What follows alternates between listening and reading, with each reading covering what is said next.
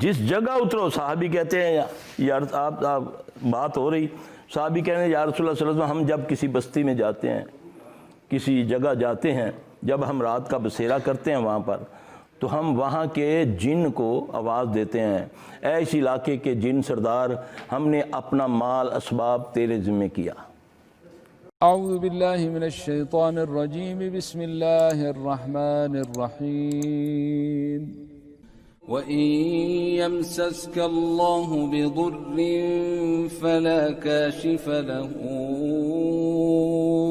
إِلَّا هُوَ وَإِن يُرِدْكَ بِخَيْرٍ فَلَا رَادَّ لِفَضْلِهِ يُصِيبُ بِهِ مَن يَشَاءُ مِنْ عِبَادِهِ وَهُوَ الْغَفُورُ الرَّحِيمُ۔ تو نبی صلی اللہ علیہ وسلم نے فرمایا یہ تو شرک ہے، یہ آپ اللہ کے ذمہ کرے نا۔ شیطان تو تمہیں اتنا دھوکہ دے گا۔ تفسیر ابن کثیر میں ایک واقعہ لکھا ابن کثیر نے کہ ایک کسی طرح قافلہ رکا کسی جنگل میں، اس کی چال بتانے لگا ہوں جس چالوں میں آج ہم آ چکے ہیں، شیطان نما انسانوں کی چالوں میں آ چکے ہیں، جو دین کے ناطے اور کسی صورت میں بھی آپ کا ایمان آپ کو لوٹ رہے ہیں، آپ کی عزت تک خراب ہو رہی ہیں، اللہ اپنے حفظ و امان میں رکھے۔ وہ فرماتے ہیں کہ وہ رات کو انہوں نے بسیرا کیا، اچانک انہوں نے ایک دیکھا کہ ایک بکری جو ہے وہ من میں آ رہی ہے، اس نے چیخا بکری نے، تو وہ اٹھ کر دیکھتا ہے تو ایک بڑا بھیڑیا ایک درخت کے پیچھے سے آتا ہے، اس بکری کو دبوچتا ہے اور لے کر بھاگتا ہے۔ وہ جو بندہ ہے جو اس کا مالک ہے ریوڑ کا، جو ان قافلے کا سردار ہے، امیر ہے، وہ کہتا ہے اے سردار، ہم نے تو اپنے آپ کو اپنا مال اسباب تیری ایمان میں دیا تھا، مگر یہ کیا ہو رہا ہے ہمارے ساتھ؟ تھوڑی دیر کے بعد یہ عقل مند کے لیے کافی ہوگا، یہ جو میں یہ بات سنا رہا ہوں۔ دوسرے بڑے درخت کے پیچھے سے ایک اور بھیڑیا نکلتا ہے، وہ گھڑا کر اس بھیڑیے کے پیچھے بھاگتا ہے، اس کو جا کر پکڑتا ہے، اس کے ساتھ لڑائی کرتا ہے، اس سے بکری چھڑوا کے لا کر اس کے ریوڑ میں رکھ دیتا ہے۔ اب یہ کیا ہے؟ یہ دونوں شیطان ہیں۔ یہ اللہ سے تمہارا یقین ہٹا کر اپنے اوپر لانا چاہتا ہے۔ یہ آج ہمارے ساتھ ہوتا ہے۔ جب پورا کامل یقین ہوگا اللہ پر، اور میں پشتو پنجابی جس زبان میں آدھے الفاظوں سے بھی بات ادا کروں گا تو توجہ میری ہوگی اللہ پر، تو میری مراد پوری ہوگی۔ اب یہ شیطان کی تلبیس ہے کہ اس طرح کے ڈرامے کر کے تمہیں اللہ سے یقین توڑتا ہے۔ آپ نے دھاگا باندھ لیا، کچھ ہم تعویذ کھولتے ہیں، اللہ کی قسم شرم آتی ہے، اس کو شرمندہ ہونا شروع ہو جاتا ہے، پہلے اتارتا نہیں، ہم بولتے ہیں یہ دیکھو تو صحیح لکھا کیا ہے اس میں، وہ پڑھ کے سناؤ نا کیا ہے اس میں، ہاں جی، لیکن اس کا یقین بنا ہوا ہے، اس پر شیطان نے اس کو چند دنوں کے لیے، لیکن اس شرٹر میں وہ اس کا بیڑا غرق کر رہا ہے، اس کو اور برباد کر رہا ہے۔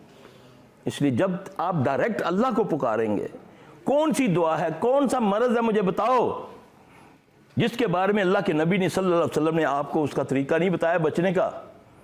اللہم انی اعوذ بک من البرص والجنون والجذام وسیء الاسقام، یہ دعا رسول اللہ علیہ وسلم بتائی ہے۔ برس کہتے ہیں یہ لا علاج ہے، جنون لا علاج ہے نا، کوڑ لا علاج ہے۔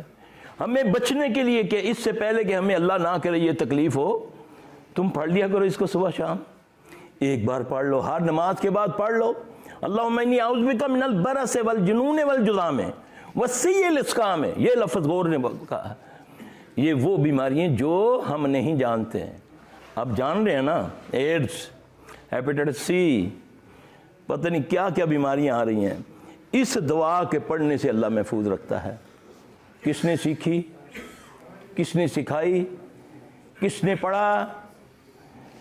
یہ قابل غور باتیں ہیں نا، یہ ظلم نہیں ہو گیا ہمارے ساتھ؟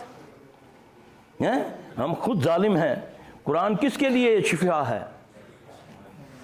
اللہ کہہ رہا ہے کہ اللہ نے کوالٹی اس کی کیٹیگری بتائی ہے، وَنُنَزِّلُ مِنَ الْقُرْآنِ مَا هُوَ شِفَاءٌ وَرَحْمَةٌ لِّلْمُؤْمِنِينَ وَلَا يَزِيدُ الظَّالِمِينَ إِلَّا خَسَارًا۔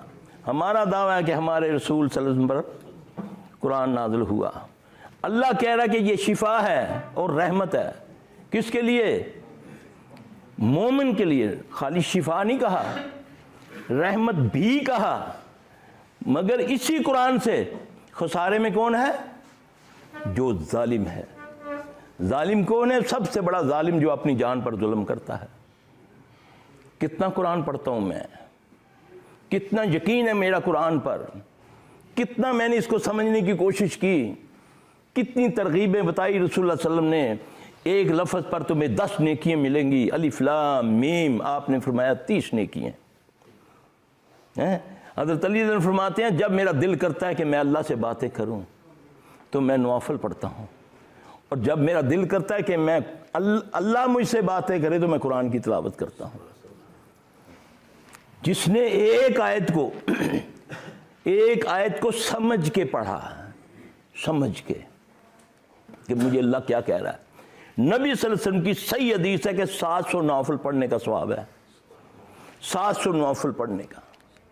میری بد نصیبی ہے کہ میرے ذہن میں یہ ڈالا ہوا ہے کہ یہ تمہیں سمجھ نہیں آئے گی، یہ تو بڑا مشکل ہے، اس کے سمجھنے کے لیے تو تمہیں 14 علوم سیکھنے پڑیں گے۔ ایسا ہے نا، کہا جاتا ہے نا، بڑے بڑے دعویٰ کرنے والے دائی، اپنے آپ کو کہنے والے، امت کو اپنے اللہ کی طرف بلانے والے، کبھی ان کو توفیق نہیں ہوئی کہ کبھی ان کو اپنے درسوں میں یہ کہیں کہ قرآن بھی سمجھ لو، ترجمے سے پڑھ لو۔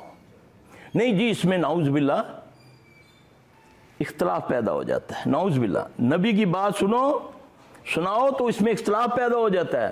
تیرے باپ کی جھوٹی سچی کتابیں لکھی ہوئی وہ پڑھے، اس سے اتفاق پیدا ہوتا ہے۔ کتنی بد نصیبی ہے، کس سے کیسے انداز سے تمہیں اللہ اور اس کے رسول سے دور کیا گیا۔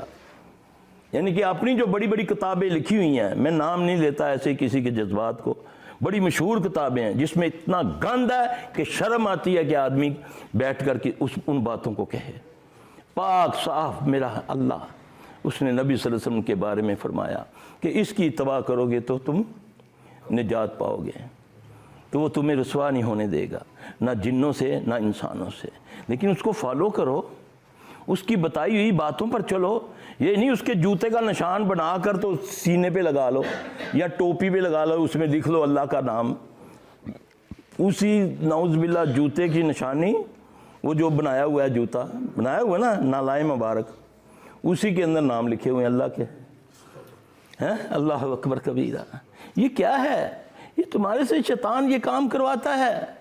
سیدھا سادہ دین ہے، صبح فجر کے وقت اٹھو، نماز پڑھو، وہ وقت ہے تم پر خود بخود جنات شیاطین جادو کرتے ہیں۔ نبی صلی اللہ علیہ وسلم نے فرمایا فجر سے پہلے یہ آتا ہے، یہ 3 گرے لگاتا ہے، گدی کے پیچھے 3 گرے لگاتا ہے۔ یہ اللہ کے نبی کی بات ہے صلی اللہ علیہ وسلم کی۔ تو گرہ لگانا کیا ہے؟ جادو ہے۔ جب آدمی نماز کے لیے اٹھتا ہے تو پہلی گرے کھل جاتی ہے۔ جب اٹھتا ہے یعنی کہ بستر سے اٹھتا ہے، بیٹھتا ہے، دعا پڑھتا ہے تو پہلی گرے کھل جاتی ہے۔ جب وہ نماز کے لیے وضو استنجا وغیرہ کرتا ہے تو اس کی دوسری گرے کھل جاتی ہے۔ جب وہ نماز پڑھ چکتا ہے تو تیسری گرے۔ یہ کس نے فرمایا؟ نبی صلی اللہ علیہ وسلم نے۔ گرہ لگانا جادو ہے نا، فلک ناس میں ہے نا، من شر النفاثات فی العقد، میں اللہ تیری پناہ میں آیا جو گرے لگا کر پھونکے مارتی ہیں، میں اللہ کی پناہ میں آیا۔ یہاں کہتے نہیں جی فلاں بڑا مدرسہ نہیں، اس کے مفتی صاحب نے یہ دھاگا دیا گرے لگا کر۔ یہاں مطلق فرمایا جا رہا ہے کہ میں اللہ قل اعوذ برب الفلق من شر ما خلق ومن شر غاسق اذا وقب ومن شر النفاثات فی العقد ومن شر حاسد۔ یہ اللہ نے نبی کو بتایا صلی اللہ علیہ وسلم۔ نبی کے بالوں کو گرے لگی تھی نا۔ یہودیہ نے کیا کیا تھا؟ نبیل بن عاصم لعنتی نے کیا کیا تھا؟ اپنی بیٹیوں کے ذریعے نبی کے بال منگوائے تھے نا، تو گرے لگائی تھی نا اس پر۔ تو تو یہ گرے کھولنے کے لیے آئی ہے نا یہ دو صورتیں، لیکن اس پر تو میرا ایمان ہی کوئی نہیں۔ آپ صلی اللہ علیہ وسلم نے فرمایا تورات، انجیل اور قرآن میں ان سے بڑھ کر قوت والی کوئی صورتیں نہیں ہیں، لیکن مجھے یہ آتی ہیں، میں پڑھتا نہیں ہوں۔ نہیں مولوی صاحب کو وظیفہ دسو، کوئی چلہ دسو، وہ قلہ بھی دیتا ہے، پھر چلہ دسو، ہیں جی نبی نے جو بتایا وہ تیرے اچھا ہی نہیں لگتا، اس کو پڑھو نا، صبح شام 3 بار پڑھو نا۔ اللہ کے نبی بستر پر اس کے بغیر نہیں جاتے، بستر پر بیٹھ کے رسول اللہ صلی اللہ علیہ وسلم جب تک اخلاص فلق ناس 3 بار یہ عمل کرتے، اخلاص فلق ناس، آیت الکرسی پڑھتے، بقرہ کی آخری رکھتے 2 آیتیں پڑھتے، اس کے بعد اخلاص فلق ناس پڑھ کے ایسے کر کے آپ صلی اللہ علیہ وسلم اپنے پورے جسم پہ ہاتھ پھیرتے، پھر دوسری بار اخلاص فلق ناس پڑھتے، پھر اس طرح کر کے اپنے جسم پر ہاتھ پھیرتے۔ 3 بار رسول اللہ صلی اللہ علیہ وسلم یہ کرتے روزانہ آپ کے سونے کا عمل۔ حالانکہ نبی سے بڑھ کر اللہ پر بلیو کسی کو نہیں ہے، یقین کسی کو نہیں ہے۔ مجھے بتاؤ کتنے لوگ ہیں ایسا عمل کر کے سوتے ہیں، اور یقین جانے اتنا یہ شیطان بھاری عمل لگتا ہے جب آدمی یہ پڑھتا ہے، کوشش کرتا ہے نا، تو اس کے دل میں ڈالتا ہے یار پڑھ لیتا نا، بس چھوڑ، ہاتھ ضرور پھیرنا ہی۔ یہ حصار بنتا ہے، یہ جب تم پھیرو گے ہاتھ۔ اللہ کے نبی آخری ایام میں عائشہ نے فرماتی ہیں کہ اتنے لاغر ہو گئے کہ آپ اپنے ہاتھ اٹھا نہیں سکتے تھے، اتنا بخار چڑھتا تھا۔ تو پھر میں پڑھتی، پھر آپ کے ہاتھوں پر پھونک کر آپ کے ہاتھ پکڑ کے آپ کے جسم پر پھرواتی۔ اتنا ضروری ہے یہ، اس پر بھی لوگ مخالفت کرتے ہیں۔ یہ نبی کا عمل ہے، اس پر بھی مخالفت۔